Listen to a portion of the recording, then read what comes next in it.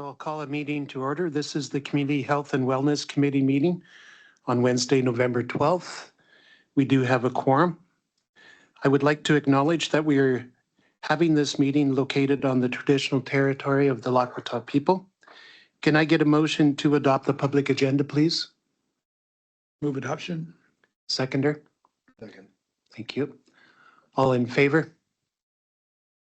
Thank you. We do have a delegation this afternoon. We have a presentation from Chris. I'll invite Chris up to the mic there. And thank you very much for attending today, Chris.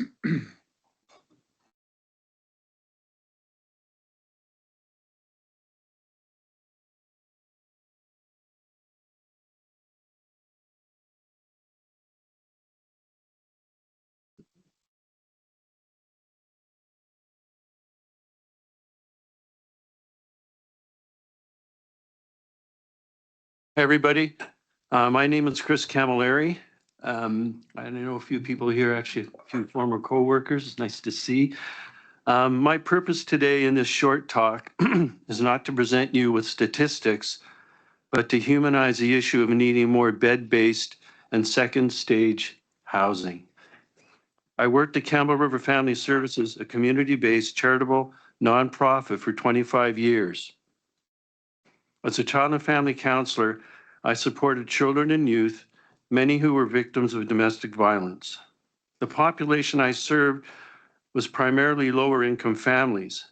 Many of my young clients were in the foster care system because they had parents who struggled with drug or alcohol misuse, or had mental health challenges, or their home environment was unsafe for their children because of violence.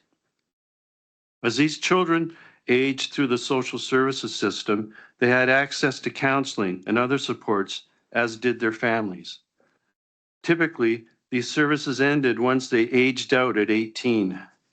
With no place to call home, few social skills, a possible mental health diagnosis, and having dropped out of school because of historical challenges in fitting into the school system, these kids, now young adults, were particularly vulnerable.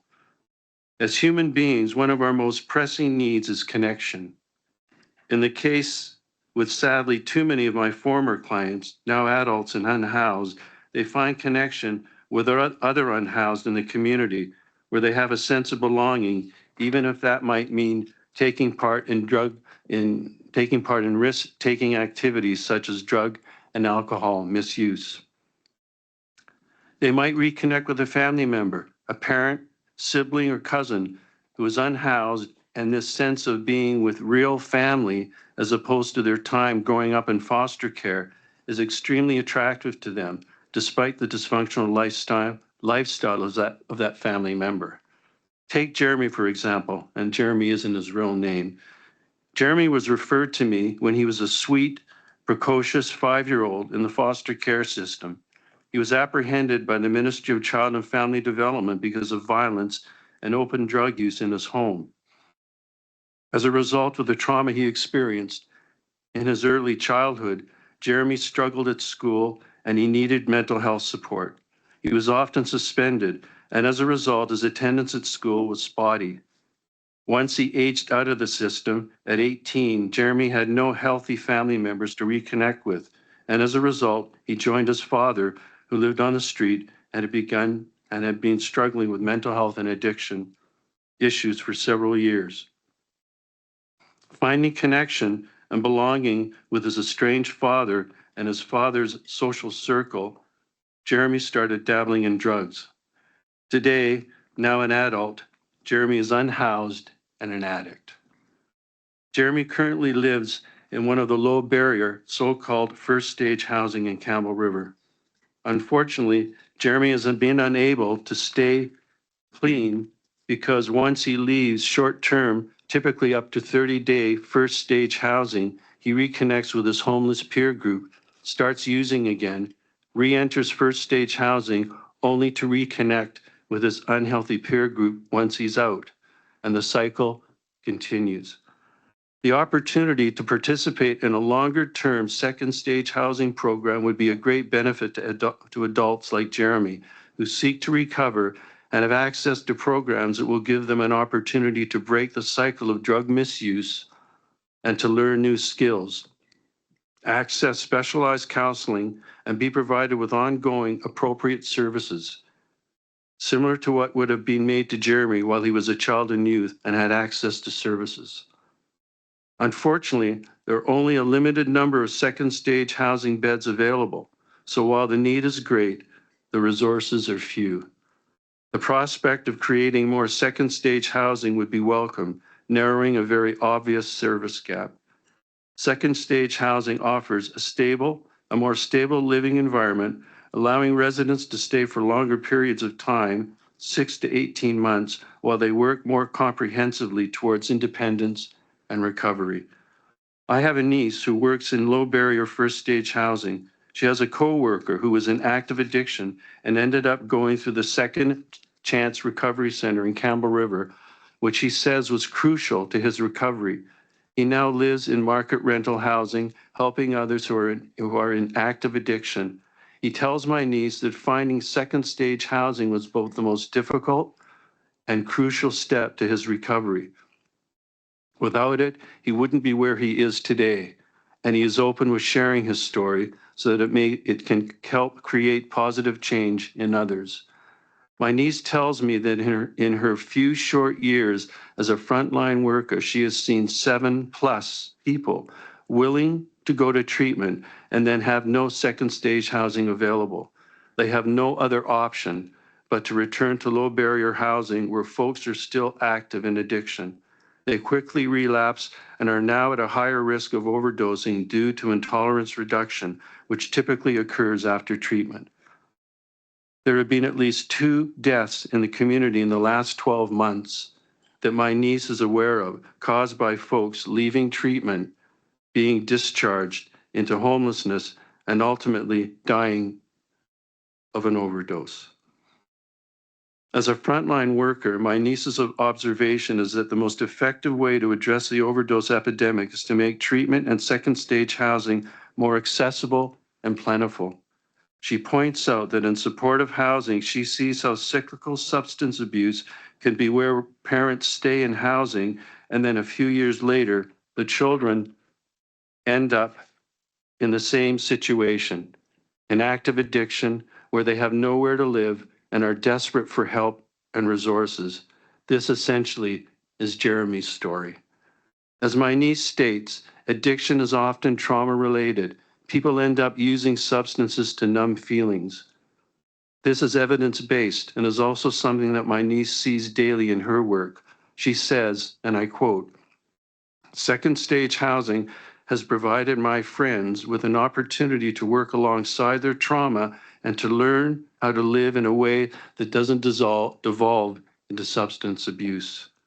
Homelessness is a word that should be said with compassion. There's a saying, make no judgment where you have no compassion." I want to tell you that the photo of this boy is not a picture of anyone I've worked with. He's our grandson. He did not end up on the street. He has never self-medicated trauma or has struggled with substance addiction. But like any of our children or grandchildren, he could have. One wrong choice for any of our loved ones could see them dead, struggling, and homeless. Let us be sure to provide all that is needed to support those who are desperately need it, without judgment, but with compassion. I spoke earlier about our human need for connection. As human beings, there's something else that we all need: hope. Hope keeps our spirit alive, even in the most challenging situations where life might be reduced to merely existing. Hope is being able to see that there is light despite the darkness. The absolute gesture of humanity is giving another human being hope by a word or an action. What is being proposed here today is the ultimate in taking action to give others hope. Thank you. Thank you for that presentation. Questions?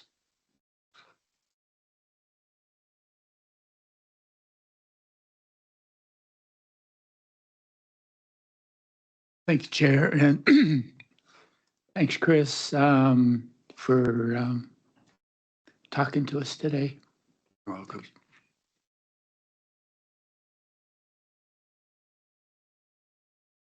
Any other questions?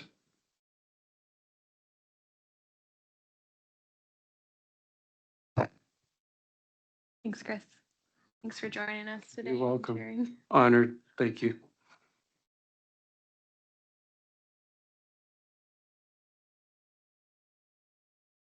Well, thank you very much, Chris, for the presentation. Much appreciated. If there are no further questions, let's move on with the agenda. Can I get a motion to the previous minutes, please? So moved. Seconder? Any opposed? Seeing none, that carries. We'll move down to reports. We have item number 1, the Community Health and Wellness Committee Terms of Reference. Can I get a motion to receive the report, please?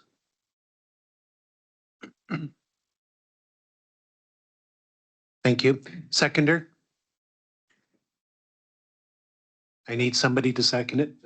Thank you. And I think is staff going to present? Thank you. Yeah, through the chair, I'll just briefly speak to this. Recommendation from Island Health was to remove the maximum number of people that can sit around this table. So we have gone ahead and made that change to the terms of reference, and we just want to make sure everybody's okay with that here. That's the only change.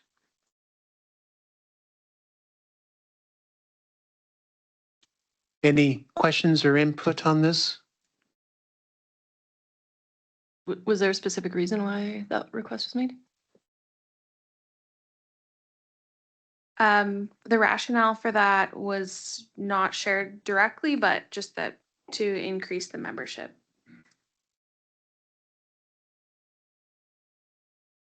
I just had a question around the eligibility. Has that changed at all for being able to be a member, just putting in an application? If there was more members? No change to the way to become a member. We would still send the application. And then this group would look at the applicant's information. Okay, thanks, Madison.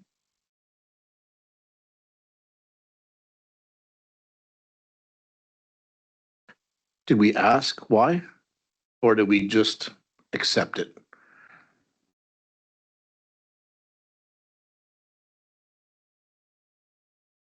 They just wanted to have a more diverse group and to allow, I guess, all the seats to be filled around the table. And they are the funder of the work that we do here and the meeting structure. So they wanted to have more people, and that's kind of the model that other communities are taking as well. Well, I will oppose this because I don't care what other communities are doing. Other non-productive communities means nothing to me. And there was specific reasons that we wanted to structure it in this manner. It was to not waste our time. So I don't see any reason that we're benefiting from this at all. It's just Island Health trying to impose their wishes on the group. So personally, I will be opposed. Go ahead. Yeah, in the spirit of community engagement and best practice for community development, I think when there's complex issues that this table is considering, having voices of lived experience as well as diversity from the equity deserving populations, specifically some of the rural communities, I think is really important. And I guess one of my questions was around accessibility. So should there be membership interest in some of the outlying rural communities, how we might accommodate so that they can participate in a meaningful way?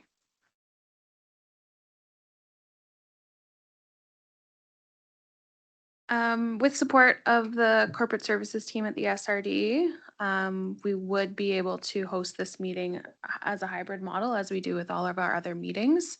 We haven't had the request come forward from someone living rural or remote that needed that, needed the hybrid option. So we've stuck to an in-person option, and we do believe that is the best way to engage with the committee. But that would be available to anyone living outside of the community if they were a member. Go ahead.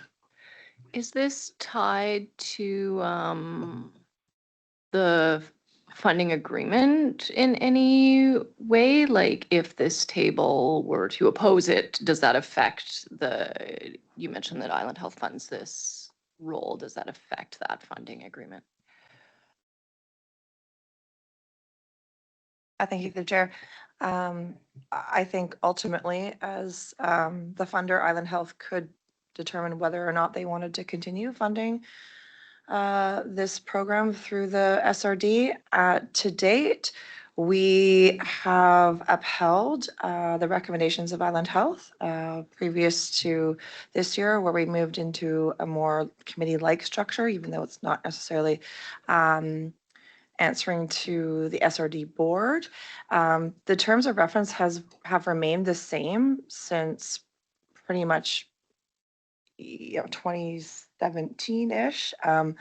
The membership structure has remained the same. There hasn't been a lot of changes there. So just really wanting to acknowledge where Island Health is, trying to move towards and uphold those recommendations of them. However, as from a staff perspective, I think we haven't really changed in the way that we continue to function and move towards addressing the social determinants of health. We have held hybrid meetings for a number of years now. So previous to when we had co-chairs as part of what we called the table of partners at that time.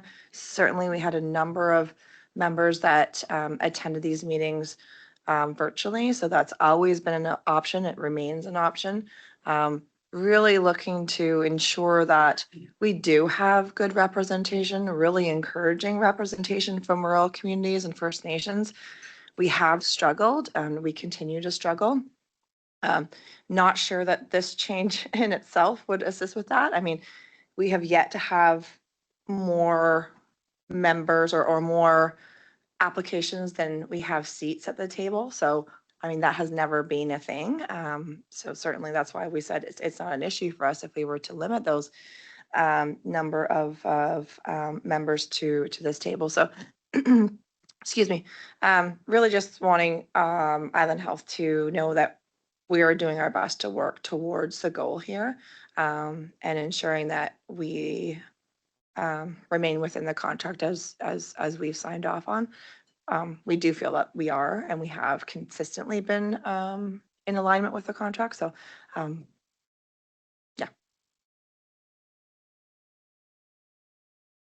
Further questions? Well, I have a few questions of my own. I'm just go back and referring to the document here, and I'm a little bit confused with the changes because, I mean, when this committee first met, we all agreed that we were going to remain focused on things that we could do.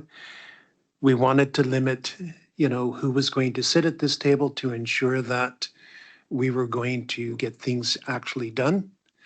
So I'm a little bit confused why, again, we're being asked a few months later to change direction on that.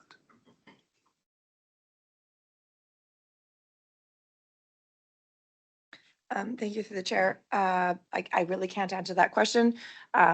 Do know that Island Health was consulted as part of the terms of reference update. When was that? Last year-ish? February. So the terms of reference were shared with Island Health, and there were no concerns at that time. They felt like it was in alignment with the contract. So I really can't speak to anything outside of that. Follow-up question would be, are there any other people that would like to sit on this committee that we're currently preventing? Thank you to the chair. At this time, we've only had one application that seemed to be a duplication, so more than one participant from one agency.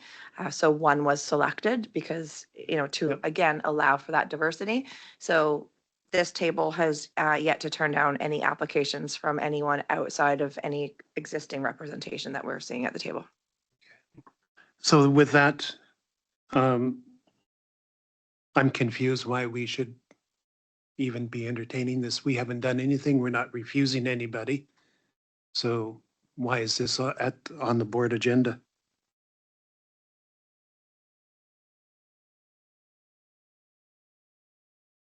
I just don't want to speak out of turn. Well, I think that this change from my perspective allows for the possibility of a new membership to come in.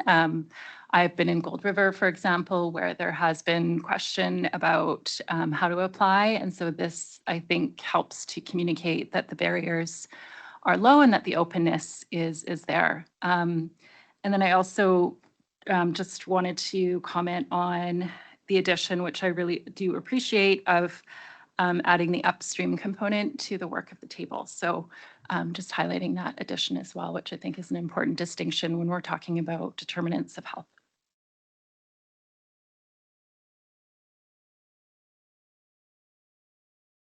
That is fine, but it still doesn't really answer my question. We've not refused anybody. So if anybody in Gold River was interested, all they had to do was send their application in, or am I missing a piece here? Well, the previous terms of reference didn't allow for that. It was restricted to a certain number. And so there, with that restriction, it limits who maybe would entertain the thought or come forward. So by removing that restriction, it demonstrates an openness to community engagement and inclusion, from my perspective. Can I again get clarity? I thought we weren't at our numbers. Thank you, through the chair. I believe, I don't have the last version in front of me, but I believe the maximum number that was accepted by this group was 18. So we currently have a good number of seats still available under that previous terms of reference, which this table did go through quite deliberately, I think, at the time. And so, yeah, that's all I can offer is that, yes, we certainly do have a number of seats still available. Whether or not that's of concern to Island Health, I mean, I think it is. That the last correspondence that we did receive from them was that there was concern with us limiting those numbers. And I can't say for certain that they were aware of how many seats we currently had filled. I can't speak to that, but that was one of the requests when we made previous changes to the terms of reference. So, okay, thank you. I mean, I think with, if we have already said that, we would have 18 people sit here. I mean, I don't see why we would be making any other changes. Maybe I'm missing something. I don't know. I would be curious to see the table of partners and then the second iteration of the terms of reference, which I think, if I recall correctly, was 6 appointed and 6 applicants. So maybe there's some clarity needed on the number. Table of partner numbers did go down with the second iteration. thank you, through the chair. There's been subsequent changes to those terms of reference since they were first considered by the past table of partners. So this group did consider increasing the total number of members to 18, and that was approved by this table, and reducing the appointed numbers down to 6. So this was already approved by this table. So the only thing we're considering today is potentially removing that maximum number of 18 members. Okay, well, there is a motion there, so is anybody willing to move that motion? My apologies, we're still on receipt. All in favor of receipt? That carries. We do have a motion there if somebody's willing to move that motion. I'll move the motion. Do I have a seconder?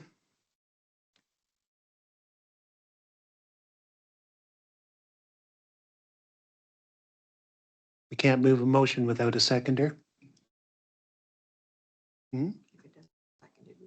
Yeah. Sorry, it looks like nobody is going to second that motion, so that is defeated.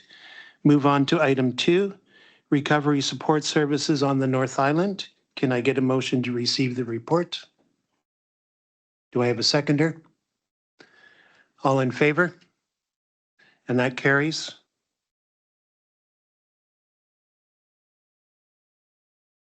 Thank you. Just one moment.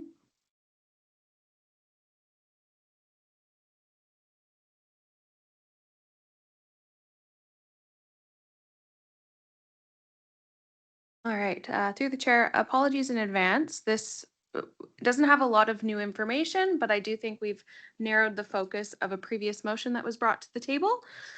In the staff report, I've discussed providing an update regarding the recovery support services and specifically expanded bed-based recovery and second stage housing. Chris was here to speak on that as well.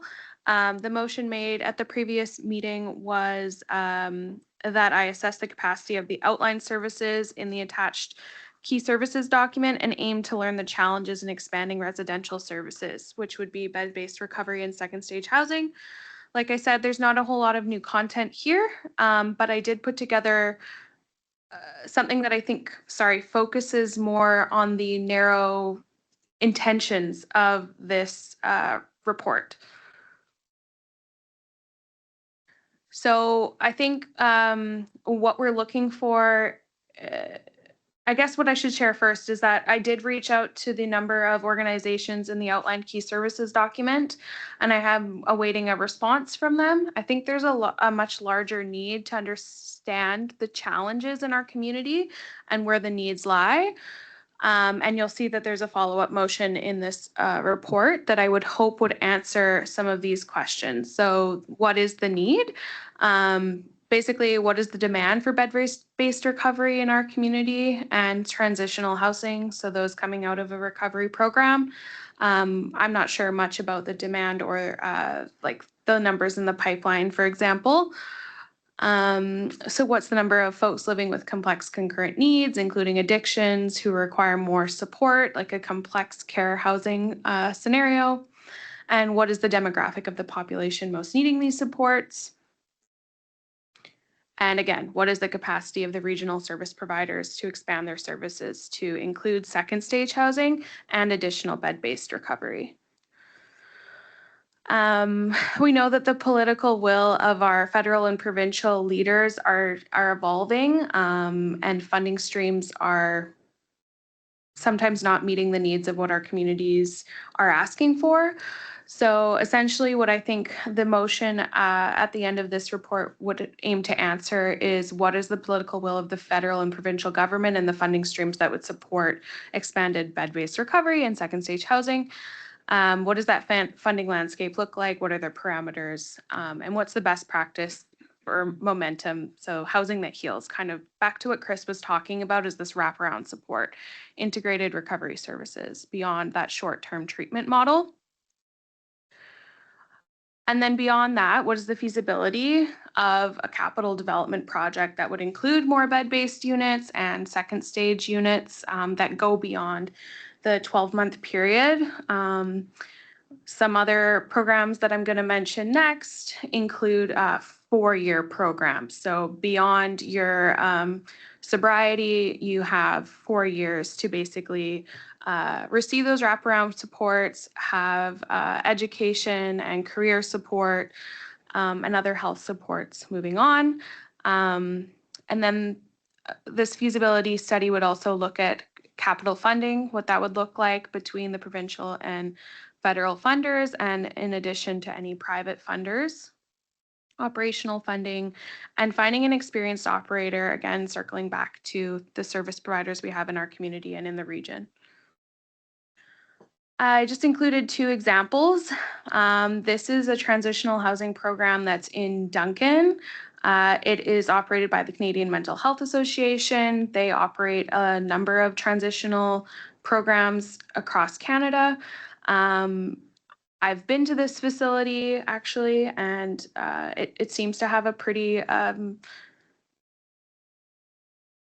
structured model, I guess. So when you go in, you have to take off all your clothes, put it in a locker, you get into your scrubs, and like your mind is on recovery when you're here. So they have the 11 bunkhouse beds, then they have 24 apartments.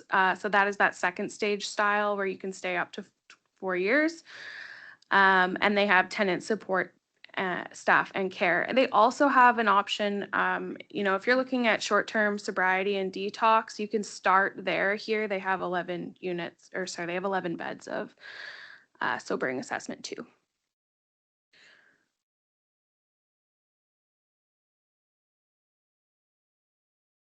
And then this is a recently opened facility in Langley, the Wagner Hills Oak House.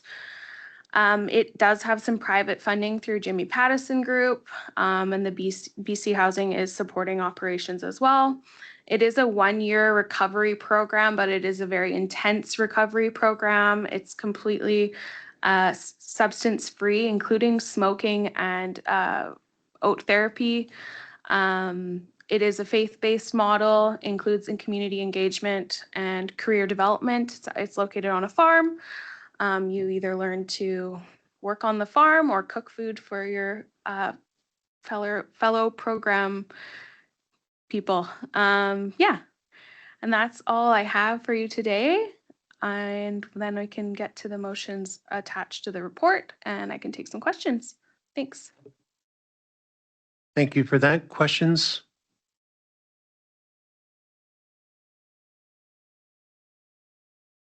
I'm not exactly sure where my question fits, if it's related to the report or the motion, but if I can. Just go ahead. Okay. Thanks, and apologies if I'm out of process. I guess one thing, I'm wondering two things, and I see that the motion is about hiring a consultant. And I'm curious if there was an opportunity to hear from addiction medicine and substance use with Island Health in terms of the plans that they may already be undertaking for this area. And then second to that, my other question, I apologies, I haven't been here to understand how it was determined that this specific priority, but I'm curious if there has been a discussion on broadening the lens to also include strategies on prevention or prioritizing prevention, as well as reducing substance use harms as well. Yeah, I can speak to your first question. Through the chair, I had, as I mentioned, reached out to MHSU as they were outlined as one of the key service delivery providers in our community. Moving forward beyond, moving into the planning stage requires, I think, robust correspondence between Island Health and a number of other partners, and that's why we're suggesting hiring a consultant. Sorry, if I may, I was referring to addiction medicine and substance use, which is another aspect of care that might have some, it might be interesting to ask sort of what the horizon looks like in terms of what they're planning before asking for or requesting tax dollars be spent on a consultant. Okay. Further questions? In terms of the specifics around gender that the second stage housing may be explored or hiring a consultant around, was that a determination of this table in a previous iteration, or I'm just curious, like specific to adult men?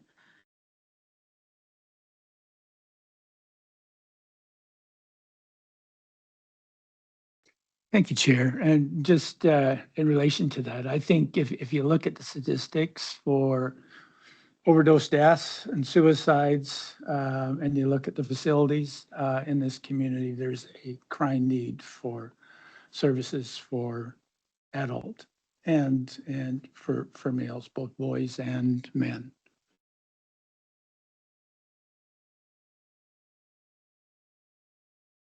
Yeah, I have a couple of questions. One was also related to the specific demographic. I noticed that in our last meeting's minutes, it was noted that Chair Rice had noted that the presentation originally looking at these services, it would be great to get some clarity around what the gaps are. And it seems like instead of looking at the gaps, this seems like a very direct ask. But at the same time, I'm having a hard time understanding what the outcome or scope of work would be for the consultant, I guess, and maybe just need some clarification around that. Like, is it an environmental scan? Is it a needs assessment that could then be later used for housing? In which case, are we bringing in like quantitative data analysts to do the work? Is it a feasibility study? Like, what's the juicy piece that we get at the end of of this? The work of the consultant, I guess, was the piece that I was really unclear about. So through the chair, my presentation intended to show some of the opportunities that I think a consultant could answer to in a report. I certainly think a data analyst would support any type of feasibility or environmental scan, because yes, we do need to look, when we're looking at provincial or federal funders, if we do get to the capital development stage, they do ask those things. So yeah, I hope that my presentation would give just kind of an opportunity of what it could look like. But basically what we're looking for from this committee is your endorsement to go to the board when those things can be more ironed out, I guess I'll say. Further questions?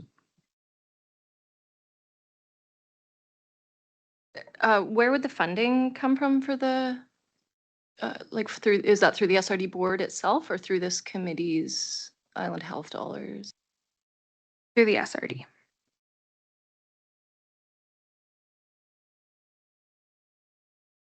Well, go ahead. Do you have another follow-up? Just, yeah, so just to clarify, so we would be voting on it without knowing the scope of work or the potential outcome? That would be decided later at the board level? Thank you to the chair, if I may. I think certainly there's an opportunity here for this committee to provide some insight as to what they would see as being beneficial. Should the SRD consider exploring this further and funding this through, separate means aside from this table and health dollars. So really what we've heard, I think twice now at this committee is that certainly there's a lack of servicing and a desire to be able to explore this further and potentially assist with,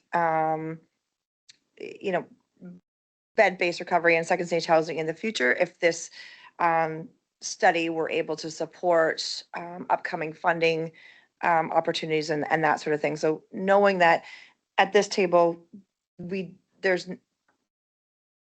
no funding that would be able to assist us with doing this. So if it is the will of the committee, which is what we heard, we would bring that forward to the SRD. And if the SRD is supported, they would take on that initiative. And then this committee could assess whatever kind of study came out of that and provide potentially recommendations as to how we could potentially move forward, how this information could be received, shared throughout the community, and potentially assist in where we know this need is. So if the committee feels as though there needs to be additional information provided to the board when they give consideration to this or not, they could certainly do so now, or leave it up to the SRD to kind of determine the best way to move forward with the funding that they're potentially able to provide. So it's a study that we're looking at hiring a consultant to do. We just don't know the scope of work of the study exactly. Okay. Any other questions? I do have some things that I would like to add. First of all, I think that from what I'm hearing is that it's a little bit early for us to be defining a scope of work until we actually know how much money that the SRD board is willing to put forward. I thought the report, the motion is quite clear that we're just seeking to retain a consultant right now. That doesn't really mean much, but, somebody, I think that would be the first step, is to retain the consultant so that we can figure out what would be the next steps forward. With respects to the comments made over gender, I just want to say that we had a presentation from Chris. This motion seems to fall in line with that. So, I know we're talking about adult men, but I believe that, that was the intent of this motion. And I think that once we get to the regional board, if the regional board is willing to support this, then the rest of the details will come after that. So those are my comments.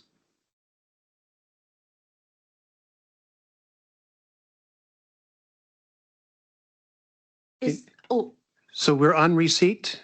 Could I just ask a follow-up? Is there a place to consider from a consultant providing a needs assessment that would best define who second stage housing may benefit? So through that process of retaining and hiring a consultant, a needs-based assessment may be able to determine who and from a place of gender, age, et cetera, may be in most need of that type of service. I don't see why the consultant wouldn't identify that. I could be wrong. Thank you, Chair. In terms of recovery, I mean, it's going to be financed by Island Health. I mean, that's where the recovery dollars are going to come, and Island Health is going to have its own requirements for gender ratios in terms of facilities. The city's been working with Island Health, with BC Housing for quite a number of years now on a piece of property, which, it's kind of been treading water for quite a while now. And I think that this information, having a consultant work, full-time on this project could go a long way towards moving that project. And that would include second stage housing on the property too. So, I think, at the end of the day, the operating dollars are going to come from the province, and the breakdown of the racial breakdown of that are going to be dictated by them. There's no way around that. But unfortunately, these things can sometimes get caught in the system and in the budgets, and and people that don't really let you know what's happening. And so I think this is an opportunity to get somebody that can actually, rather than people doing it off the side of their desks or advocacy groups talking once or twice a year, this is somebody that can actually push this through so that we can actually have these services available in the community as soon as possible. Because when I got on council 15 years ago, we had exactly the same needs, exactly the same facilities. That hasn't changed in 15 years. Well, actually, there's more need now. Any other questions?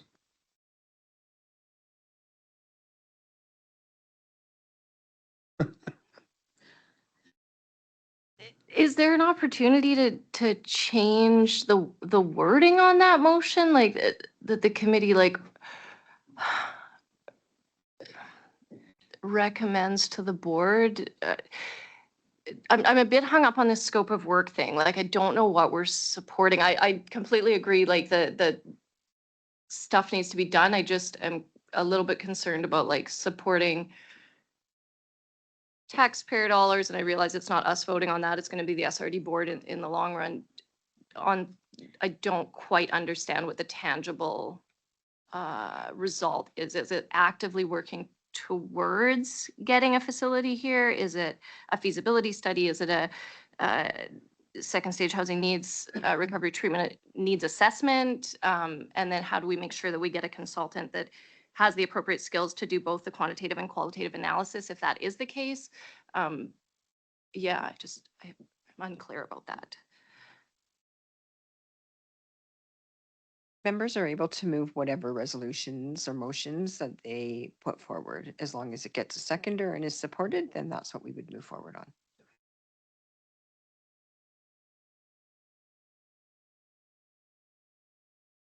Well, before we move receipt, do you want to make an amendment to this motion?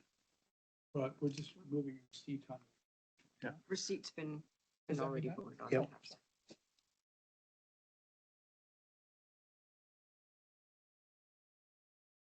I just don't know how that. Because when I look at this motion, I'm not seeing any stumbling blocks for myself. I mean, we're going to go out and look for a consultant that can come back on a report based on, bed-based recovery services and second stage housing. I don't see, from my own perspective, what more needs to be added in that. I know from my perspective, it just seems like the scope is pretty defined. And I think I don't feel I have enough information to weigh in on that, specifically related to the services being, that are required for adult men. Not that I doubt the need exists. Right. But it feels like there's a step there, an analysis, a scan. And I'm aware it Then- might have been done. Maybe it is lying with Island Health. But it feels difficult for me as a committee member to Okay. weigh in on that, the way it's So written. tell me what you would like to see in there. It's the piece around not just the report, but it's an analysis. It's almost like two steps. There's a step missing for me. Okay. Go ahead. I just want to clarify that this is just for the committee to support it. We're not making any decisions here. That's going to be made by the board. So you can make whatever amendments you want. If the board likes them, they'll stay. If the board doesn't like them, you can change it back to this, or you can just vote on what's in front of us. But all we're doing is saying that we support getting a consultant.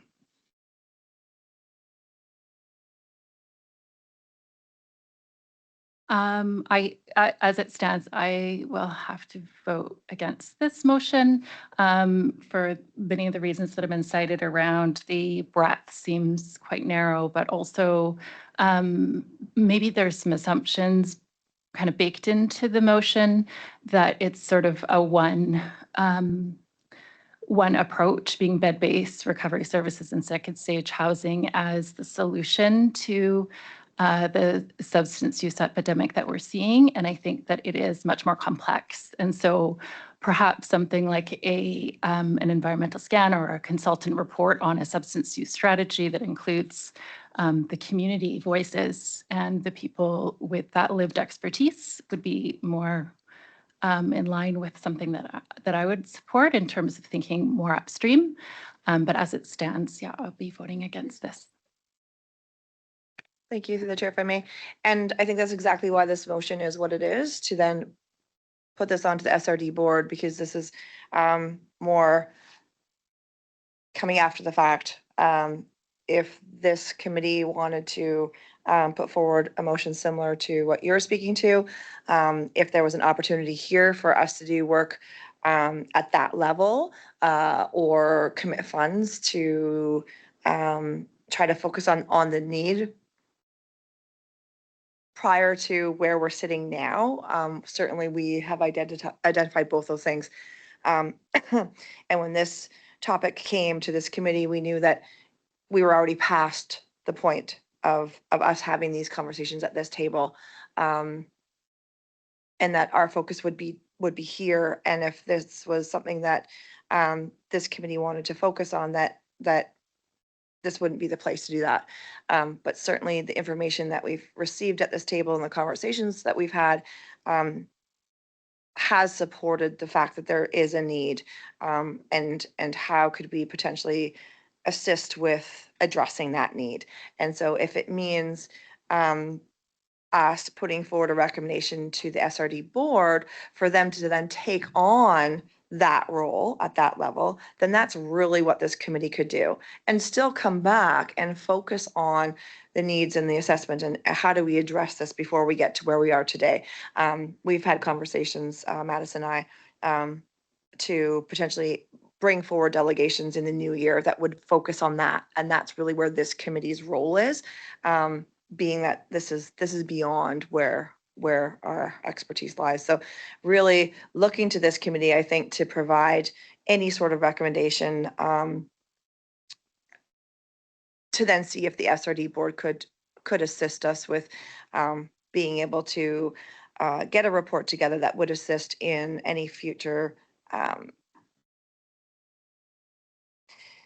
programs that might be available, grant opportunities, that sort of thing. So if there is more clarity that this committee feels could be provided to this recommendation so that the board has something more focus based when they consider it, then that's really, I guess, where we're at now. And then coming back in the new year and focusing on the work that this table could do with our lens.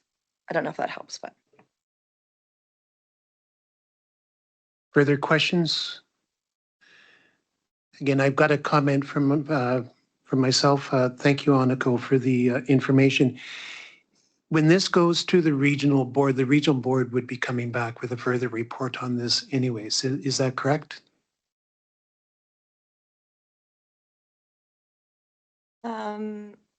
I feel as though this recommendation would go to the board with a report.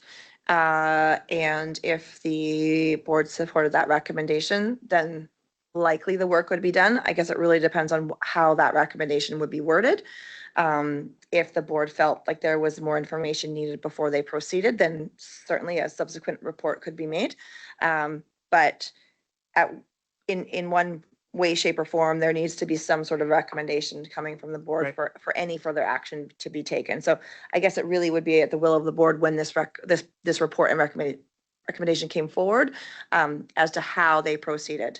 There's a couple options there, and that would probably be provided in that report. But certainly they could refine the scope at that time if they didn't feel that the scope was sufficient enough, and we could come back. Perhaps, have a couple conversations with, some of the consultants in the community and provide that information back to the board. But really it is at the will of the board how they wanted to proceed. Okay. And just a follow-up comment. Again, when I read this motion, and I've read it several times, it's just basically asking for a report on the need of expanded bed-based recovery services and second stage housing. So I don't see, again, in my mind, that seems to be a fairly defined scope, and that's what we're basically asking. So again, my thoughts.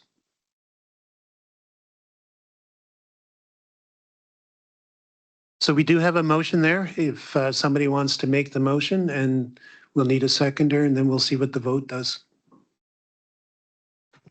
Thank you, Chair. I move the committee supports retaining a consultant to report on the need for expanded bed-based recovery services and second stage housing for adult men, and that a request be made to the SRD board to support the necessary financial resources to hire a consultant.